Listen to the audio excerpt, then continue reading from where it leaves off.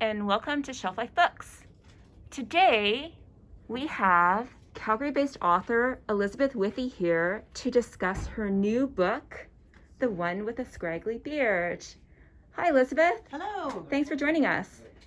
We also have Éva Hagen-Varadi, our resident kid expert, here to ask Elizabeth some questions about her book. Hi Éva, thanks for joining us. Elizabeth, would you like to start off by telling us a little bit about yourself? Happily. I am a writer and a journalist. I grew up in Saskatchewan, in the northern part of Saskatchewan, in a little town, and lived in a bunch of different places, and eventually came to Calgary about 3 years ago. I'd actually already written this book before I moved here, but it takes a while to get a book published. So it is finally out now. Just came out this October. And as you said, it's called The One with the Scraggly Beard. And can you tell us a little bit about the writing process? Oh yeah, happy to. You know what, it wasn't too hard to write this particular children's book. I mean, children's book writing is a whole different animal to writing for grown-ups, pardon me, adjusting. But it actually came quite naturally. The kind of inspiration for the story was my son, who was about probably 5 at the time, trying to understand a bit who this interesting character in my life was and in his life. And it was my brother, his uncle, who has been kind of on and off the streets for the last few years here in Calgary. At the time we lived in Edmonton, so we came down to look for and talk to my brother. And my son, who was in kindergarten, you know, he doesn't know what homelessness is. He just knew that this guy was really interesting, you know, and he was loud and he was funny and he had interesting hands and he smelled interesting and he laughed a lot. And so the book kind of came about from me sort of wondering what it would be like to be 5 and to meet this person and finding things in common with that person. That's how it kind of came about. That's great. Mm-hmm. And Éva, I know that you had some questions for Elizabeth. What were the questions that you wanted to ask? Why did you decide to write about homelessness? Well, like I was saying, I have a brother who's been living on and off the streets for a few years. And I mean, I was trying to understand that as a sister and how that happens and why that happens, what it's like. And I was also trying to understand or imagine what my son thought that would be like. So, and I also thought it would be good for people to just understand through a child's eyes what it might be like to encounter someone who is maybe not like kind of the regular people in the world, you know, who has an address and has a car, has stuff in the closet and all of those regular kind of things, a job and that kind of stuff, like grown-ups, boring grown-ups, you know. So that was sort of why I wanted to write it, was to imagine all of that and see what other people thought about that idea. Have you ever read a book about homelessness before? There might be a few out there. It might be. I'm not sure. What do you think about homelessness? Well, I think that there are enough homes in the world for people, but we just don't, but people who already have homes just try and take all those homes so that there's not enough homes for the people who actually need them. Yeah, sometimes it's like that. And sometimes it's actually that the people who aren't in a home, there's a lot of stuff going on and problems can kind of stack up like a Jenga tower, you know? Yeah. And the not having a house part is sort of not the first problem, it's one of the later problems. Does that make sense? Yeah, so it's really complicated. And it's not as easy as just sort of, hey, here, come and sleep at my house. I've tried that with my brother. It didn't work out.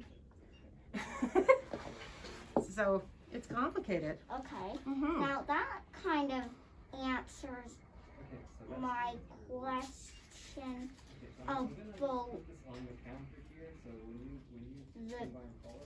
about my third or my second question about is this book based on anyone you know? Yeah. And then my other question is what was your favorite part about this book? My favorite part? Well, I do think the illustrations are some of my favorite parts. I didn't draw the pictures. I like to draw but the lady who drew them, she is named Lynn Scurfield, and she lives in Toronto. Okay. And she did all the pictures, and she did an amazing job. And I think one of my favorite pictures is this one, because the pictures in the book are not supposed to look like me or my son or my brother necessarily, but this picture really actually reminds me of my brother, because he looks so kind of mischievous and funny. And I think my brother really likes that picture too. And the question on the page is, does the one with the scraggly beard have a ship? I ask, is he a pirate? And the mom says, no, he's not a pirate. No. But he sort of looks like a character, doesn't he? And my brother is definitely a character. So that's, I think, my favorite part of the book. Yeah. Do you have a favorite part? Let me look at it one more time. I already did look at it, Mhm. but There might be a part. I'm looking.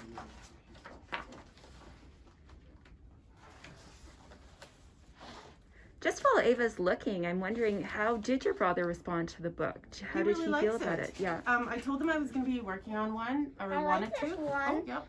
Called He's Missing a Front Tooth Like Me. Yep. And that was actually true at the time. My brother lost a tooth in a fight. And of course, it's not going to grow back. He could get a pretend one, though. Yeah. And my little boy was also missing a tooth. He must have been in grade 1 by then when I was writing it. And I thought that that was kind of interesting that they had that in common, but for very different reasons. Sorry, I've forgotten the question. Well, How did your brother feel about the book? yeah, I told him I wanted to write a story, and he was totally okay with it. He's always been very encouraging and fun with these things. And I sent him sort of a copy of just the manuscript. It's like, one page of writing. And he really liked it, thought it was great. And actually I saw him this spring, kind of just when the pandemic was starting to get pretty crazy. And I had an advance copy and showed that to him, and he really, really liked it. I think I have a picture of him reading it somewhere.